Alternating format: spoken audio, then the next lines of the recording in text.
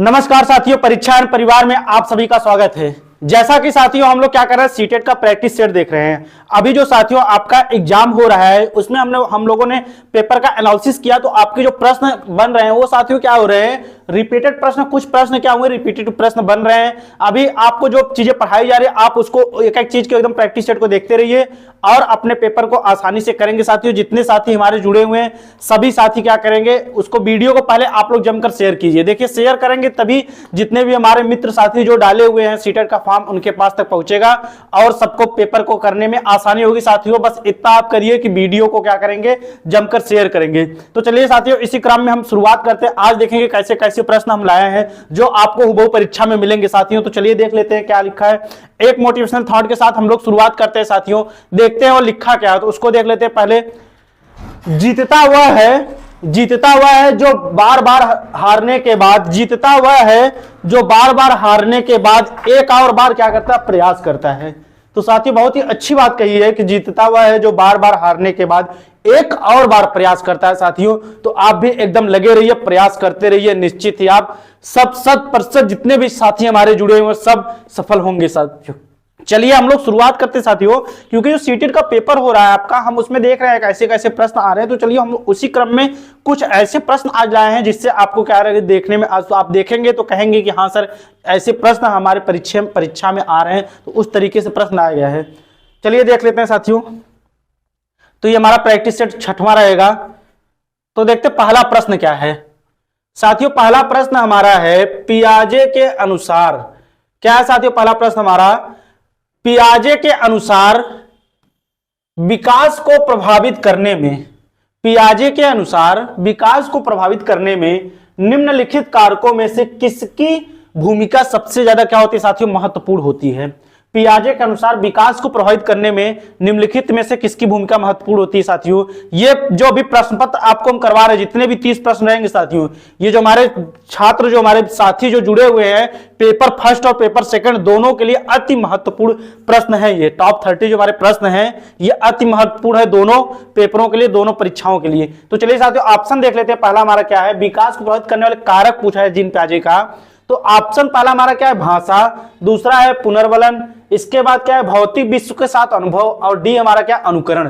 तो पियाजे के अनुसार इसमें क्या होता है, विकास का क्षेत्र किसमें क्या होता है साथियों, सबसे महत्वपूर्ण होता है। तो भाषा चलती है, पुनर्वलन की भौतिक विश्व के साथ अनुभव की अनुकरण। तो साथियों इन्होंने पियाजे ने क्या बताया साथियों, इसमें अपने विकास को प्रभावित करने के साथ इन्होंने सबसे बड़ी अच्छी बात कही साथियों, क्या होता है कि बच्चे क्या करते हैं अपने सामाजिक, अपने सांस्कृतिक, अपने भौतिक, अपने वातावरण के साथ क्या कहते हैं सामंजस्य स्थापित करते हैं और उनका जो अनुभव होता है वो क्या होता है, उनको सीखने में क्या करता है, उत्तरदायी होता है। तो साथियों हमारा जो सी ऑप्शन दिया है यही क्या होगा, इसमें सही होगा कि भौतिक विश्व के साथ क्या करना है, अनुभव स्थापित करना। तो साथियों पहला प्रश्न हमारा है। देखते हैं नेक्स्ट प्रश्न क्या दिया है, पूर्व संक्रियात्मक काल में आने वाली संज्ञानात्मक योग्यता क्या है। पूर्व संक्रियात्मक में आने वाली हमारी जो क्या पूछा है साथियों, संज्ञानात्मक योग्यता क्या है। तो साथियों ये जीन पियाजे क्या होती है, दूसरी अवस्था है। जीन पियाजे कौन सी अवस्था है, दूसरी अवस्था है। पहली अवस्था जैसा कि आपको पता होगा संवेदी गामक या संवेदी परक अवस्था होती है जो कितने से कितने वर्ष तक चलती है, 0 से 2 वर्ष। इसके बाद आती है पूर्व संक्रियात्मक अवस्था जो चलती है 2 से 7 वर्ष। फिर आती है मूर्त संक्रियात्मक अवस्था चलती है 7 से 11 वर्ष। इसके बाद आती है हमारी औपचारिक अवस्था जो चलती है 11 से 15 वर्ष तक। ये जीन पियाजे की चारों अवस्थाएं दी गई है। तो साथियों पूर्व संक्रियात्मक काल में दूसरी अवस्था में बात किया है तो क्या होता है, उसमें अमूर्त चिंतन की योग्यता होती है। बी दिया अभिकल्पनात्मक निष्कर्ष चिंतन, सी दिया लक्ष्य उद्दिष्ट व्यवहार की योग्यता, डी दिया दूसरों के दृष्टिकोण समझें।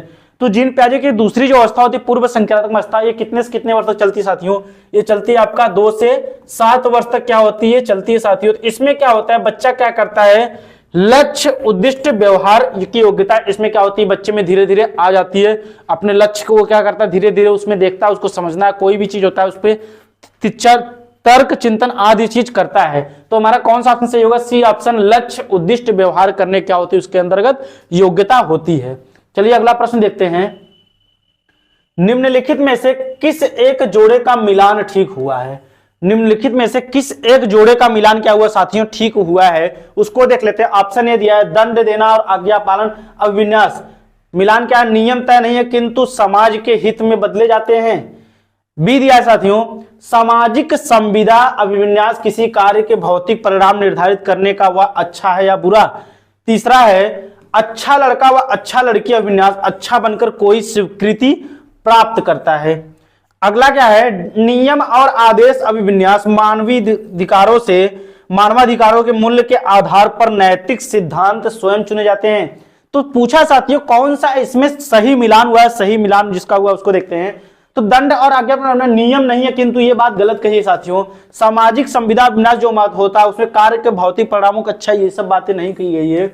ना नियम और अभिविन्यास मानवाधिकार मूल्य के अधिकारों पर नैतिक सिद्धांत, ये भी नहीं है। बल्कि क्या होता है, बच्चे क्या होते हैं समाज में, अच्छा लड़का अच्छी लड़की बात, इसमें लड़कियां और लड़के क्या करते हैं समाज में अपने को अच्छा देने के लिए समाज के उपरांत जो कार्य होते हैं वो क्या करते हैं, वो करते हैं कि स्वयं को क्या करें, हम समाज हमको अच्छा समझे, अपने को ऊपर दिखने के लिए वो ऐसे कार्य को करते हैं, फिर क्या अपनी स्वीकृति को प्राप्त करते हैं। तो हमारा सी ऑप्शन जो दिया है साथियों यही क्या होगा, इसमें सही होगा। अच्छा लड़का व अच्छी लड़की विन्यास अच्छा बनकर कोई स्वीकृति प्राप्त करते हैं। तो अगला प्रश्न देखते हैं साथियों, क्या है हमारा, वाइगोस्की की संतुष्टि के अनुसार बच्चों की व्यक्तिगत वाक की संकल्पना क्या है। ठीक है साथियों, क्या कहा है, वाइगोस्की की संतुष्टि के अनुसार बच्चों की व्यक्तिगत वाक की संतुष्टता क्या है, संकल्पना देखते हैं। ऑप्शन ए है स्पष्ट करते बच्चे अहम केंद्रित होते हैं। बी दिया साथियों, प्रदर्शित करते हैं कि बच्चे बुद्धिमान होते हैं इसलिए उन्हें प्रौढ़ों के निर्देशन की आवश्यकता होती है। सी दिया साथियों, प्रदर्शित करती है कि बच्चे अपने आप से प्यार करते हैं। और डी दिया साथियों, स्पष्ट करती है कि बच्चे अपने ही कार्यों के निर्देशन के लिए भाषा का क्या करते हैं, उपयोग करते हैं। तो वाइगोस्की ने क्या कहा है, जो प्राइवेट स्पीच उन्होंने दिया है उसमें क्या कहा है, इसमें बताया है स्पष्ट करते बच्चे अहम केंद्रित होते हैं, ये बात नहीं साथियों।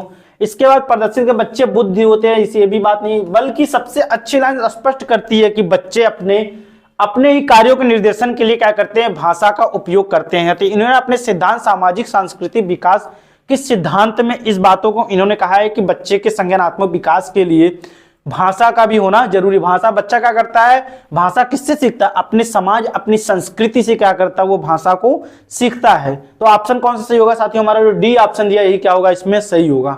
अगला प्रश्न देखते हैं हम, वाइगोस्की के अनुसार सीखने को पृथक नहीं किया जा सकता है। वाइगोस्की के अनुसार सीखने को पृथक नहीं किया जा सकता साथियों, किस चीज से पृथक नहीं किया जा सकता उससे देखते हैं। तो ऑप्शन ए दिया उसके सामाजिक संदर्भ से, बी दिया अवबोधन और अवधारणात्मक प्रक्रियाओं से, सी दिया साथियों पुनर्बलन से, और डी दिया है व्यवहार में मापने योग्य परिवर्तन से। तो साथियों वाइगोस्की का सिद्धांत जो है वो सामाजिक सांस्कृतिक विकास का सिद्धांत है।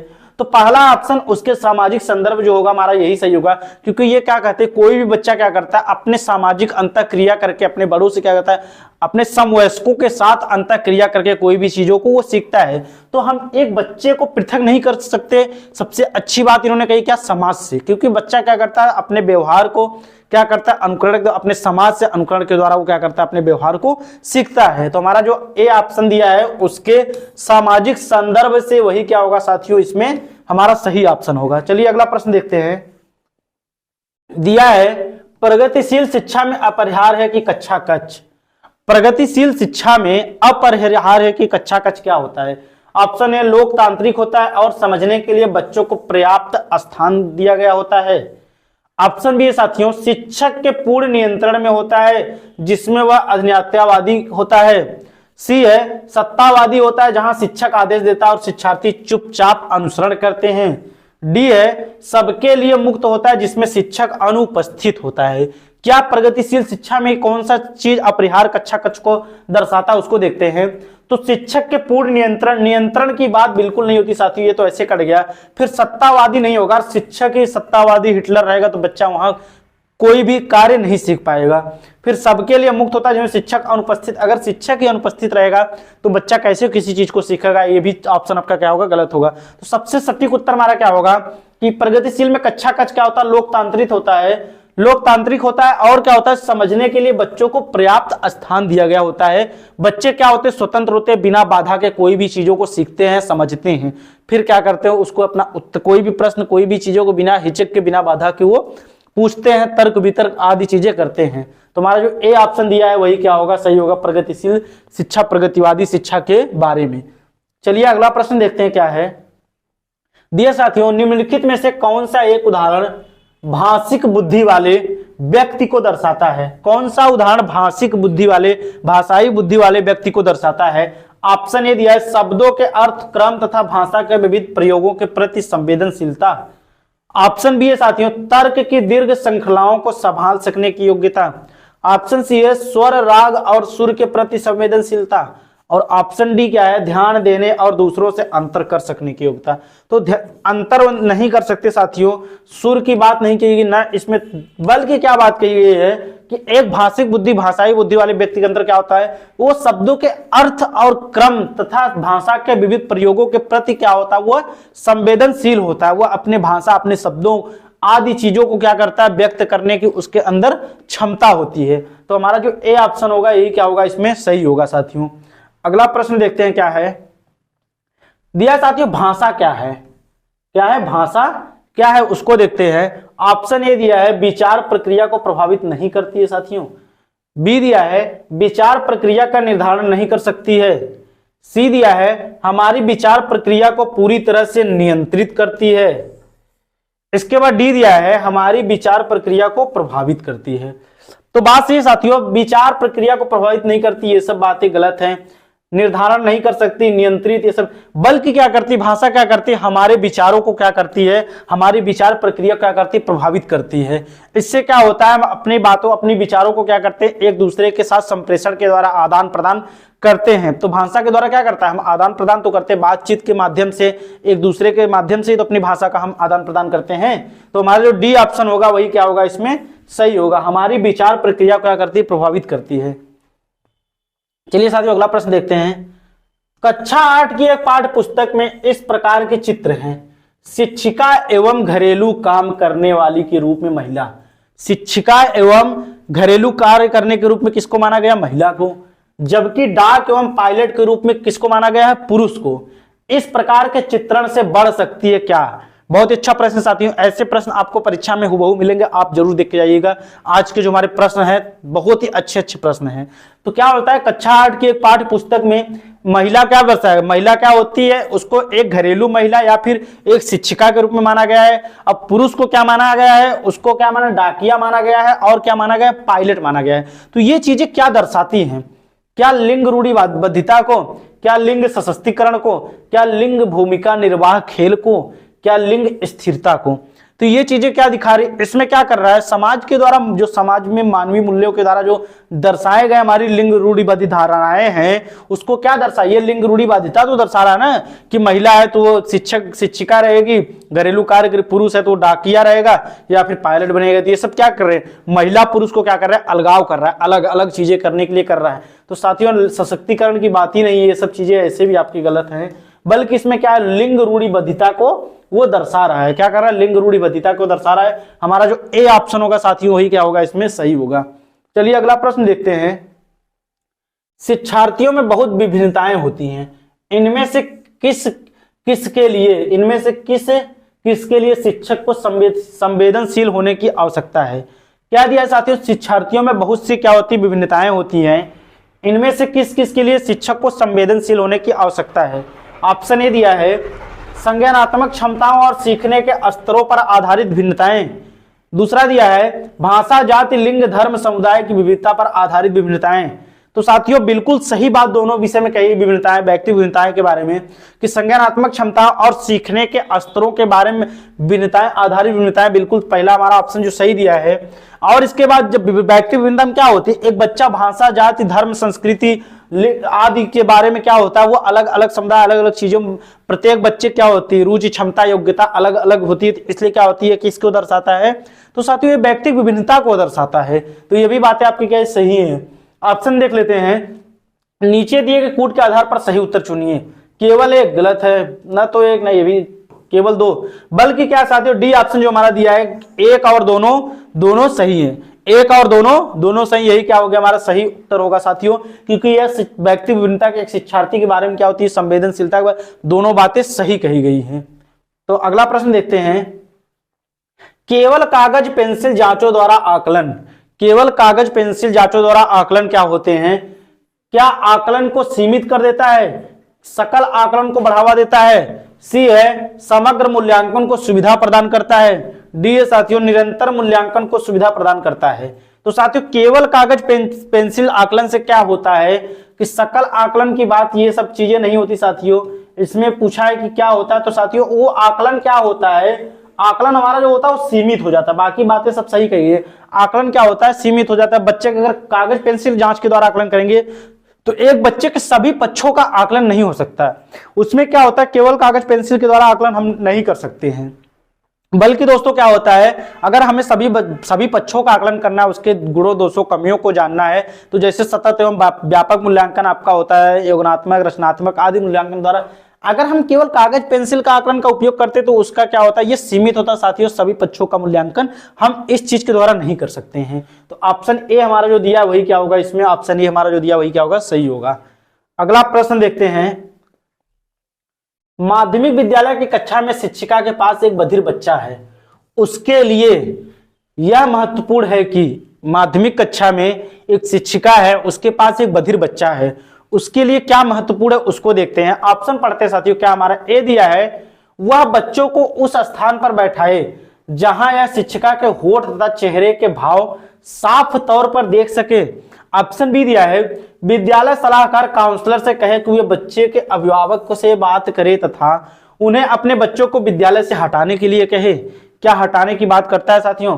इसके बाद सी है, उसके प्रति संकेत करे जिससे वो बच्चा बार बार भी नहीं कर पा रहा है। डी है, बच्चे को डांट फटकार कर उसे अलग स्थान बैठाए ताकि वह बधिर केंद्र में प्रवेश ले सके। तो साथियों क्या बातें सही कही, बधिर बच्चे के बारे में क्या सही, क्या काउंसलर से समावेशी शिक्षा क्या हमारी ये कहती है कि अगर कोई बच्चा आता है तो उसको क्या हम हटा दे, काउंसलर बात करके इसको घर भेज दे, तो ये बिल्कुल गलत बात है। उसके प्रति संकेत करे जिससे वो बच्चा बार बार नहीं कर पा रहा, ये भी गलत बात है। फिर क्या उसे डांट फटकार लगाना, ये भी गलत बात है। बल्कि क्या करे, उस बच्चे को उस स्थान पर बैठाएं जहां शिक्षिका के हाव भाव, होठ तथा चेहरे के हाव भाव उसको स्पष्ट दिखाई दे। तभी तो उस बच्चे का, अगर शिक्षिका क्लास कक्षा में पढ़ा रहेगी तो ऐसे बच्चे क्या होंगे, अगर उनको ऐसे सामने बैठाया जाएगा शिक्षक के, तो शिक्षक जो भी एक्टिविटी क्रियाएं अपनी करेगा, बच्चे को क्या होगा, वो आसानी से उस चीज को समझेगा। ठीक है, तो ऐसे बच्चों को हमको क्या करना चाहिए, उसको ऐसी जगह बैठाना चाहिए जहां से हमारा मतलब जो शिक्षक होते हैं उनका क्या होता है, सामने स्पष्ट रूप से दिखाई देता हो। तो हमारा कौन सा ऑप्शन सही होगा, हमारा जो ये ऑप्शन यही क्या होगा, इसमें सही होगा। बढ़ते हैं, नेक्स्ट क्वेश्चन देखते हैं। एक शिक्षक समाज के वंचित वर्ग के बच्चों की आवश्यकताओं को प्रभावपूर्ण तरीके से पूरा कर सकता है। एक शिक्षक समाज के वंचित वर्ग के बच्चों की आवश्यकताओं को किस प्रकार से पूरा कर सकता है। ए दिया, उनकी पृष्ठभूमि की अपेक्षा करे तथा उन्हें विद्यालय में कार्य करने के लिए क्या हम उनकी अपेक्षा कर सकते हैं। बी दिया है, कक्षा कक्ष के प्रत्येक बच्चे की आवश्यकता अनुसार अपना शिक्षण कौशल अपनाकर। सी दिया, उन्हें कक्षा कक्ष में अलग स्थान बैठाकर ताकि वह अन्य बच्चों से मेल जोल न करें। डी दिया है, अन्य बच्चों को वंचित पृष्ठभूमि वाले बच्चों के प्रति सहानुभूतिपूर्ण व्यवहार करके कहने के लिए कर। तो साथियों वंचित वर्ग के बच्चों को हमारी समावेशी शिक्षा क्या कहती है, वो बच्चा हमारे समुदाय में कहीं किसी वर्ग धर्म जाति लिंग आधार पे उसको क्या करना है, सभी बच्चों को समान शिक्षा अवसर उपलब्ध कराना, ही हमारी समावेशी शिक्षा कहती है। तो अपेक्षा नहीं कर सकते साथियों, हम उस चीज की अपेक्षा हमको नहीं कर सकते, कक्षा कक्ष में अलग स्थान बैठाकर भी नहीं कर सकते, और किसी को सहानुभूति ये भी चीजें नहीं दे सकते। थोड़ी बहुत बात है, लेकिन इसमें क्या होता है, सबसे सटीक उत्तर साथियों, कक्षा कक्ष के प्रत्येक बच्चे की आवश्यकता अनुसार अपना शिक्षण कौशल उपलब्ध कराकर अगर सिखाएंगे तो वो क्या करेगा, बच्चा उस चीज को क्या करेगा, आसानी से सीखेगा, और सीखने में क्या होगी, उस पर रुचि भी आएगी, और सीखना उसके लिए क्या उत्तरदायी साबित होगा, और बच्चा आसानी से किसी चीज में उसके सीखने में मन भी लगेगा और उस चीज को सीखेगा भी। तो ऐसे कक्षा कक्ष में ऐसी आवश्यकता अनुसार शिक्षण अधिगम प्रक्रिया कराई जाएगी, प्रत्येक बच्चे क्या करे, आसानी से सीख सके। तो ऑप्शन कौन सही होगा, हमारा जो बी ऑप्शन दिया साथियों वही क्या होगा, सही होगा। चलिए इसी क्रम में अगला प्रश्न देखते हैं। अधिगम निर्योग्यता वाले बच्चे, अधिगम निर्योग्यता वाले बच्चे क्या होते हैं, अधिगम निर्योग्यता वाले बच्चे, ऑप्शन ए दिया है, बहुत बुद्धिमान तथा परिपक्व होते हैं, बहुत सक्रिय होते हैं लेकिन उनकी बुद्धि लब्धि कम होती है। सी दिया है, कुछ भी नहीं सीख सकते। डी दिया है, अधिगम के कुछ पक्षों से क्या करते हैं, वो संघर्ष करते हैं। तो बुद्धिमान परिपक्व, ये सब बातें गलत है साथियों, बल्कि क्या होता है, अधिगम के कुछ पक्षों से वो क्या करते हैं, संघर्ष करते हैं साथियों। ऐसे बच्चे जो होते हैं हमारे अधिगम निर्गत, उनको कुछ ना कुछ सीखने में क्या होती है, उनको कठिनाई होती है, उस चीज को सीखने में कठिनाई महसूस करते हैं साथियों। तो हमारा जो डी ऑप्शन होगा वही क्या होगा, सही होगा। अधिगम निर्गुणता वाले बच्चे के संदर्भ में कि बच्चे क्या करते हैं, अधिगम के कुछ पक्षों से क्या करते हुआ हमेशा संघर्ष करते हैं। तो हमारा ऑप्शन कौन सही होगा, डी ऑप्शन जो दिया वही क्या होगा, सही होगा। चलिए साथियों अगला प्रश्न देखते हैं कैसे कैसे प्रश्न हमारे। अगला प्रश्न देख लेते हैं। शिक्षक बच्चों को सृजनात्मक विचारों के लिए प्रोत्साहित कर सकता है। शिक्षक एक बच्चे को क्या कर सकता है साथियों, सृजनात्मक विचारों के लिए प्रोत्साहित कर सकता है। क्या चीजें करके, उन्हें बहुविकल्पी प्रश्न देकर, ये दोहरा गया साथियों ऑप्शन, उन्हें उत्तर कंठस्थ कराकर याद कराकर, डी दिया उनसे प्रत्यास्मरण आधारित प्रश्न पूछकर। तो साथियों एक बच्चे की सृजनात्मक का मतलब क्या होता है, सृजनशील अर्थात नवीन चीजों की खोज करना है, नए चीजों की खोज करना हमारी सृजनशीलता होती है। बच्चे क्या करते हैं, इसमें हमेशा कुछ नए चीजें करने की खोज करता है। और ऐसे बच्चों में कौन सा चिंतन पाया जाता है, अपसारी चिंतन पाया जाता है। इस चीज को आप लोग नोट करिएगा, ऐसे बच्चों में क्या होता है, अपसारी चिंतन पाया जाता है। तो साथियों इनमें क्या होता है, हम किस चीज के, क्या उनको रटन करके याद कराकर बहुविकल्पी प्रश्न, बल्कि उनके प्रत्यास्मरण पर आधारित क्या करते हैं, उनसे प्रश्न पूछकर इस चीज को, सृजनात्मकता को हम क्या कर सकते हैं, प्रोत्साहित कर सकते हैं कि बच्चों से कि ऐसे ऐसे प्रश्न पूछेंगे जिसको क्या कर सकते हैं, उस चीज के बारे में बता सके। बहुविकल्पी ये सब चीजें नहीं होंगी साथियों। हमारा जो डी ऑप्शन दिए यही क्या होगा, इसमें सही होगा। चलिए अगला प्रश्न देखते हैं। विशेष आवश्यकताओं वाले बच्चों से व्यवहार करने के लिए निम्नलिखित दार्शनिक दृष्टिकोणों में से किसके अनुसार किया जाना चाहिए, साथियों इसको देख लेते हैं। क्या पूछा है, विशेष आवश्यकता के बच्चों के व्यवहार करने निम्नलिखित में से दार्शनिक दृष्टिकोणों में से किसका अनुसरण किया जाना चाहिए। ऑप्शन ए है, उन्हें किसी प्रकार की शिक्षा की आवश्यकता ही नहीं होती। क्या यह बात सही है? बी है, उन्हें समावेशी शिक्षा का और नियमित विद्यालयों में अध्ययन करने का अधिकार प्राप्त होता है। सी है, उन्हें पृथक करें, उनकी शिक्षा किसी भी शैक्षिक संस्थानों में होनी चाहिए। डी है, उन्हें केवल व्यावसायिक शिक्षा प्रशिक्षण देना चाहिए। जो विशेष आवश्यकता वाले बच्चे हमारे, जो समावेशी शिक्षा वाले जो निःशक्त बच्चे, उनके लिए क्या करना चाहिए? क्या ये तो केवल आ गया, ऐसे कट गया, पृथक आ गया, ये भी ऐसे कट गया, एक प्रकार की शिक्षा, बल्कि उन्हें क्या करनी साथियों, उन्हें समावेशी शिक्षा का और नियमित विद्यालयों में अध्ययन प्राप्त करने का क्या करना चाहिए, अवसर देना चाहिए साथियों। ये समावेशी शिक्षा हमारी यही कहती है साथियों, सभी बच्चों क्या करना है, समान शिक्षा समान अवसर उपलब्ध कराना है नियमित विद्यालय में। ठीक है, तो हमारा कौन सा ऑप्शन सही होगा? बी ऑप्शन जो दिया हमारा यही क्या होगा, इसमें सही होगा। बढ़ते नेक्स्ट क्वेश्चन देखते हैं। अधिगमकर्ता केंद्रित विधि का आशय है। अधिगमकर्ता केंद्रीय विधि का क्या आशय साथियों? ऑप्शन ए दिया, वे विधियां जहां अधिगम में अधिगमकर्ता की अपनी पहल तथा प्रयास सम्मिलित होते हैं। बी दिया साथियों, उन विधियों को अपनाना जिनमें शिक्षक मुख्य कर्ता पात्र अर्थात पात्र होता है। सी दिया है कि शिक्षक अधिगमकर्ता के लिए स्वयं निष्कर्ष निकाल देते हैं। और डी दिया साथियों, परंपरागत व्याख्यात्मक विधियां। तो अधिगमकर्ता केंद्रित विधि के लिए उन विधियों जिनमें शिक्षक मुख्य कर्ता, ये बात ये गलत है साथियों। कि शिक्षा अधिगमकर्ता के लिए स्वयं निष्कर्ष निकाल देते, ये भी गलत है। परंपरागत व्याख्यात्मक की बात वैसे भी नहीं होती साथियों। वे विधियां जहां अधिगम में अधिगमकर्ता की अपनी पहल तथा प्रयास क्या होते हैं, सम्मिलित होते हैं साथियों। ऐसी चीजें अधिगमकर्ता केंद्रित विधि को क्या करते हैं, दर्शाती है कि उसमें ऐसी विधियां शामिल होती हैं। वो विधियां जहां अधिगम में अधिगमकर्ता क्या करते हैं, अपनी पहल तथा प्रयास से क्या होते हैं, इसमें शामिल होते हैं, अपने अनुसार उसको सीखते हैं। तो ऑप्शन ए जो हमारा दिया यही क्या होगा, इसमें सही होगा साथियों। अगला प्रश्न देखते हैं। निम्नलिखित में से कौन सा एक सीखने के लिए प्रमुख है? निम्नलिखित में से कौन सा एक सीखने के लिए प्रमुख है? ऑप्शन ए दिया है अर्थ निर्माण, बी दिया है अनुकरण, सी दिया है अनुबंधन और डी दिया है रटकर याद करना। तो कौन सा सीखने के लिए सबसे प्रमुख है? अर्थ निर्माण तो ये है साथियों, अनुकरण भी है, रटकर है तो ऐसे कर गया, लेकिन सीखने के लिए सबसे अच्छी जो बातें कही क्या होता है, अनुबंधन। अनुबंधन कहने का तात्पर्य क्या होता है साथियों, परिस्थिति। क्या होता है? परिस्थिति। अनुबंधन करने का तात्पर्य क्या है साथियों, परिस्थिति। क्योंकि हम बच्चे को ऐसी परिस्थिति, ऐसा वातावरण अगर प्रदान करते हैं तो बच्चे क्या करेंगे, जैसा वातावरण रहेगा, जैसा उन वातावरण पाएंगे उसी प्रकार से क्या करेंगे, कोई भी चीजों को सीखेंगे। तो एक कक्षा कक्ष में क्या होता है, बच्चों के लिए क्या करता है, शांत वातावरण और एक लोकतांत्रिक शिक्षा की व्यवस्था हमको करनी चाहिए साथियों। इससे क्या करेगा, बच्चा आसानी से कोई चीज को सीखने में उसकी रुचि लगी। तो हमारा जो सी ऑप्शन दिया साथियों, सी ऑप्शन अनुबंधन जो दिया, बहुत अच्छा प्रश्न है। अनुबंधन अर्थात परिस्थिति, ऐसी परिस्थिति बनाए कि जिसमें बच्चा क्या करे, खुद को अपने अनुसार ढाल के आसानी से उस चीज को सीख सके। तो हमारा सी ऑप्शन जो दिया साथियों, यही अनुबंधन, ये क्या होगा, सही होगा। बढ़ते अगला प्रश्न देखते हैं। पियाजे तथा वाइगोत्स्की के अनुसार एक रचनात्मक कक्षा कक्ष में अधिगम क्या होता है। पियाजे तथा वाइगोत्स्की के अनुसार एक रचनात्मक कक्षा कक्ष में अधिगम क्या होता है साथियों।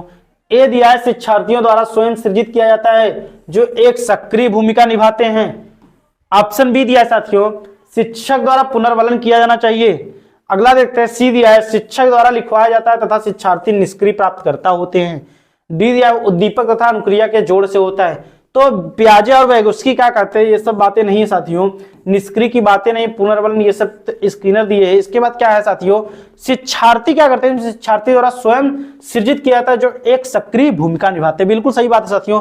जीन पियाजे और वाइगोत्स्की ने क्या किया, बच्चे इन्होंने स्वयं के बच्चों पर प्रयोग किया और इन्होंने इस बच्चे क्या किया, जीन पियाजे ने क्या 4 अवस्थाएं बताई, उसमें बच्चा क्या करता है, एक एक अवस्था में एक एक क्रियाएं करके सीखता है। और वाइगोत्स्की क्या करती है, ये क्या करते हैं, अपने बच्चों क्या करते हैं, समाज से कोरिलेट करके सीखना बताते हैं। बच्चा अपने समाज, अपनी संस्कृति से क्या करता है, व्यवहार करके, अनुकूल करके सीखता है साथियों। हमारा जो ए ऑप्शन होगा इसमें यही क्या होगा, सही होगा। बढ़ते अगला प्रश्न देखते हैं। निम्नलिखित में से कौन सा आधारभूत सहायता का एक अच्छा उदाहरण है जिसका आशय है समस्या समाधान को तब तक सीखना जब तक शिक्षार्थी स्वयं न कर सके। तो साथियों इसको देख लेते हैं प्रश्न को। निम्नलिखित में से कौन सा आधारभूत क्या साथियों सहायता का एक अच्छा उदाहरण जिसका आशय है समस्या समाधान को तब तक सीखना जब तक कि अगर शिक्षार्थी स्वयं उस चीज को न कर सके। ऑप्शन यह है, उसे यह बताना कि वह बार बार प्रयास द्वारा कर सकता है या सकती है, कर सकता है या सकती है। साथियों बी दिया है, समस्या का समाधान जल्दी से देने के लिए पुरस्कार देना। सी है साथियों, उसे आधा समाधान हल किया उदाहरण उपलब्ध करवाना। डी है साथियों, उन्हें उसे कहना जब तक वह साथियों समस्या का समाधान नहीं कर लेती तब तक वह घर नहीं जा सकती। क्या यह बातें सही है साथियों? तो ये तो ऐसे भी कट गए, उसे हल उदाहरण उपलब्ध कराना, बाकी समस्या समाधान जल्दी, बल्कि उसे यह बताना चाहिए, किसी बच्चे को यह बताना चाहिए कि आप बार बार प्रयास करते रहिए, आप इस चीज को क्या कर सकते हैं, सीख सकते हैं। सबसे सटीक उत्तर आपका ए होगा साथियों, जो दिया उसे यह बार बार बताना है कि आप कोई भी कार्य अगर कर रहे हैं तो उसे आसानी से आप करके उस चीज को बार बार प्रयास करके आप उस चीज को सीख सकते हैं। तो हमारा जो ए ऑप्शन होगा वही इसमें क्या होगा, सही होगा। अगला प्रश्न देखते हैं। आपकी कक्षा में सीखने की विविध शैलियों वाले बच्चे हैं, उनका आकलन करने के लिए आप उन्हें, आपकी कक्षा में विविध शैलियों वाले बच्चे, आप उनका आकलन के लिए क्या करेंगे? ऑप्शन ए है, कार्यों और परीक्षण को एक समान सेट देंगे, कार्यों और परीक्षण को एक समान सेट देंगे। बी दिया है, समान अनुदेशन देंगे तथा उसके बाद बच्चों द्वारा परीक्षण में प्राप्तांकों के अनुसार उनको नामित करेंगे। सी दिया है, विविध प्रकार के कार्य और परीक्षण देंगे। डी दिया है, परीक्षण पूरा करने के लिए एक समान समय देंगे। तो आपकी कक्षा में सीखने वाले विविध शैलियों वाले बच्चे हैं, उनके आकलन के लिए आप क्या करेंगे? क्या परीक्षण के लिए समय देंगे? ये बातें अलग बात मैटर करती साथियों, बल्कि उनके लिए क्या विविध प्रकार के कार्य और परीक्षण देंगे। ऐसे बच्चों को अगर जब बच्चे क्या करेंगे, इसमें बच्चों क्या होगा, विविध प्रकार के कार्य और परीक्षण देंगे तो बच्चों क्या होगा, इससे आत्मविश्वास बढ़ेगा और कोई भी चीजों को सीखने में क्या होगी, उनकी रुचि होगी, लगेगी। और हमारा जो सी ऑप्शन दिया साथियों यही क्या होगा, इसमें सही होगा। अगला प्रश्न देखते हैं क्या दिया हमारा। आजकल बच्चों की गलत धारणाओं को वैकल्पिक धारणाएं कहने की एक प्रवृत्ति है, इसे कहा जा सकता है। आजकल बच्चों की गलत धारणाओं को वैकल्पिक धारणाएं कहने की एक प्रवृत्ति है, इसे क्या कहा जा सकता है? ए दिया है, पहचानना कि बच्चे सोच सकते हैं और उनकी सोच प्राणों से भिन्न होती है। बी दिया है, बच्चों की समझ में सूक्ष्म भेद करना और उनका अपने सीखने के प्रति निष्क्रिय रहना है। सी है साथियों, बच्चों की गलतियों की व्याख्या के लिए मनोहारी शब्दों का उपयोग करना। और डी है, बच्चों को उनकी सोच में प्रौढ़ों के समान मानना। तो साथियों हम ये सब चीजें नहीं कर सकते, बच्चों की समझ में भेद नहीं कर सकते, बल्कि क्या करें, पहचानना कि बच्चे सोच सकते हैं, उनकी सोच क्या होती है, प्राणों से भिन्न होती है। बिल्कुल सही बात है। आजकल बच्चे क्या होती है, बच्चों की सोच क्या होती है, वो क्या होती है, प्राणों से आज बच्चों की सोच हमेशा भिन्न होती है। वो कुछ अलग तरीके से, वो अलग तरीके से क्या करते हैं, सोचते रहते हैं। इस कथन में हमारा जो ए ऑप्शन होगा साथियों, यही क्या होगा, इसमें सही होगा। अगला प्रश्न देखते हैं, निम्नलिखित में से कौन सा एक माध्यमिक विद्यालय के कक्षा कक्ष में शिक्षक की भूमिका का सर्वोत्तम उचित वर्णन करता है? निम्नलिखित में से कौन सा एक माध्यमिक की कक्षा कक्ष विद्यालय में शिक्षक की भूमिका के एक क्या करता है, सर्वोत्तम वर्णन करता है? ए दिया है व्याख्यान देने के लिए पावर पॉइंट प्रेजेंटेशन का प्रयोग करना। बी दिया है बहुपरिप्रेक्ष्य को निरुत्साहित करना तथा एक आयामी परिप्रेक्ष्य केंद्रित भूत होना।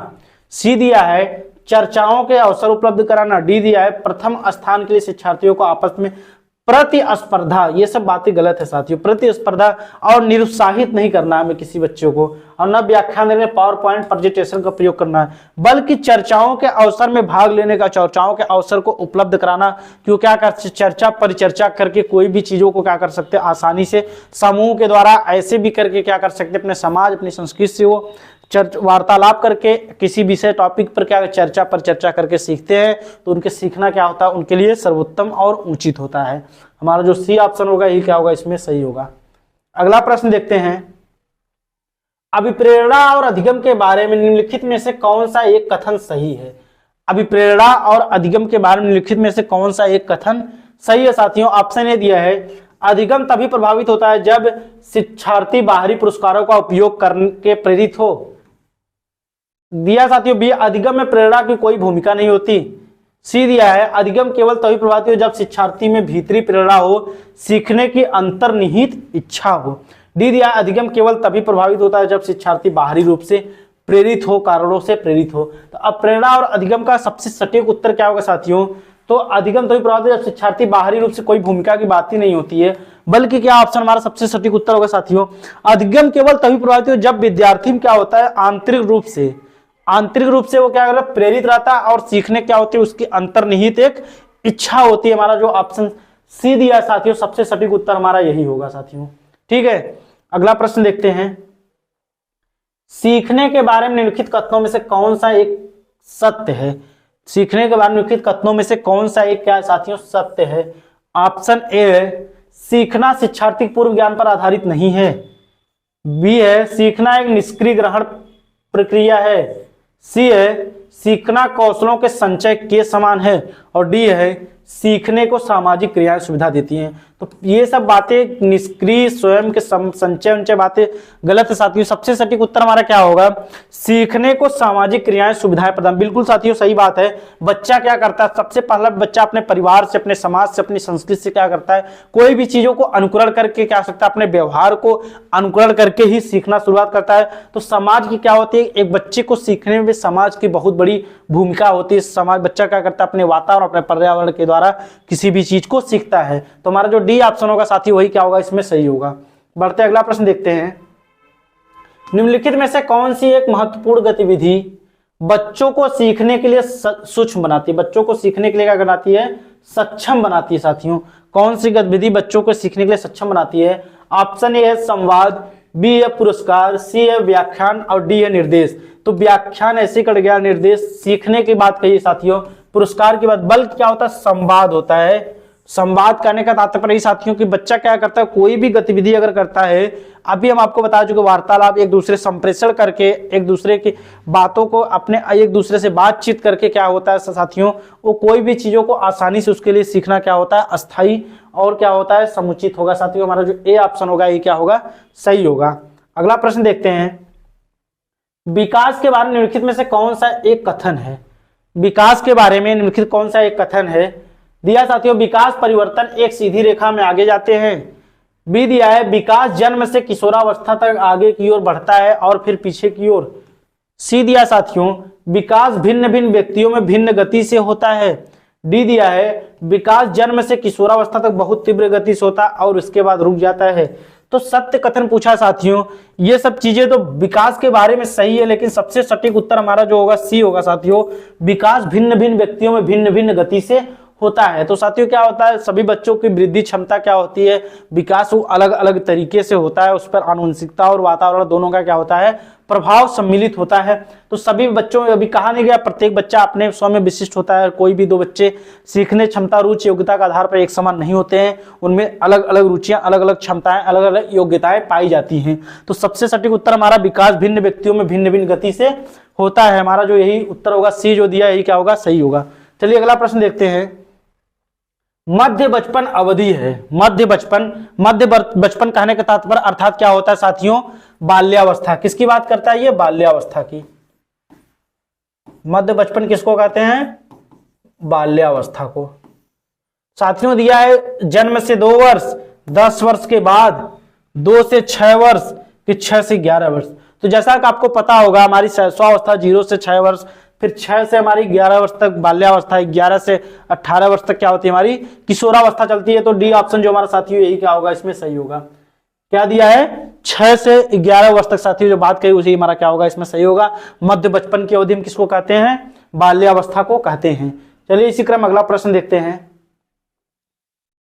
किसी व्यक्ति को आकार देने में वातावरण के घटकों की कोई भूमिका नहीं होती, क्योंकि प्रत्येक व्यक्ति वृद्धि उसकी आनुवंशिकता संरचना से होती है। कथन क्या है, ठीक है, क्योंकि किसी व्यक्ति का आनुवंशिकता संरचना बहुत प्रबल होती है।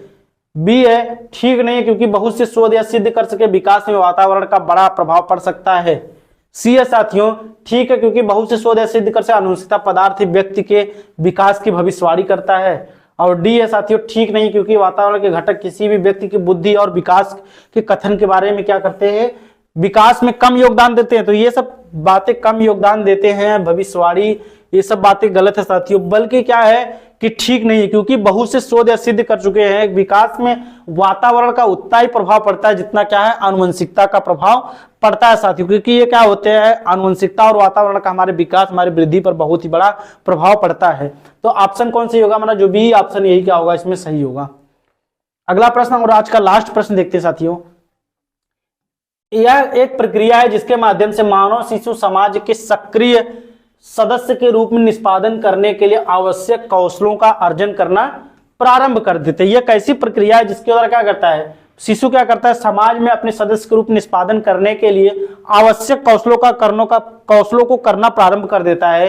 ए है समाजीकरण, बी है विकास, सी है सीखना और डी है परिपक्वता। तो साथियों सबसे अच्छी ये क्या करता है, बच्चा विकास के बारे में नहीं, ना सीखने के बारे में, ना परिपक्व, बल्कि क्या होता है, बच्चे किसके बारे में बात की, समाजीकरण के बारे में। बच्चा क्या होता है, अपनी समाज अपनी संस्कृति के द्वारा ही तो सीखता है, व्यवहार करके अनुकरण करके सीखता है। तो ये क्या होगा, ऑप्शन जो हमारा ए दिया साथियों, सबसे सटीक उत्तर हमारा क्या होगा इसके कथन में, ए ऑप्शन जो समाजीकरण होगा ये क्या होगा, सही होगा। तो साथियों ये थे आज के हमारे 30 प्रश्न, जो बहुत ही महत्वपूर्ण प्रश्न है। आप इस प्रश्न को देख के जाइए, आपको जरूर ऐसे प्रश्न परीक्षा में मिलेंगे। तो साथियों पहले हमारे चैनल को आप अगर सब्सक्राइब नहीं किए तो बिल्कुल सब्सक्राइब कीजिए, लाइक कीजिए और कमेंट कीजिए। और साथियों सबसे ज्यादा जमकर क्या करना है, आपको शेयर करिए। जितने भी मित्रों तक हमारी वीडियो हमारी क्लासेस नहीं पहुंच पा रही हैं सबके पास पहुंचे, और साथियों एकदम जमकर शेयर कीजिए। आप लोग लगे रहिए, क्योंकि आपके थोड़ी सी मेहनत से हमें क्या होती है, दुगनी ऊर्जा प्राप्त होती है। तो साथियों वीडियो को एकदम जमकर शेयर कीजिए, क्योंकि हमारे शिक्षक बंधु जो लगे हुए हैं आप लोगों के लिए, एकदम आप लोग भी थोड़ी सी ऊर्जा थोड़ी सी उत्साह के साथ क्या होता है लगे रहिए, हमारा सपोर्ट करते रहिए, हमारी टीम का सपोर्ट करते रहिए। तो साथियों आज की क्लास हम यहीं पर समाप्त करते हैं। अगर आपको कोई भी डाउट हो आप जरूर कमेंट सेक्शन में पूछ सकते हैं। आज के लिए बस इतना ही, आप सभी का बहुत बहुत धन्यवाद।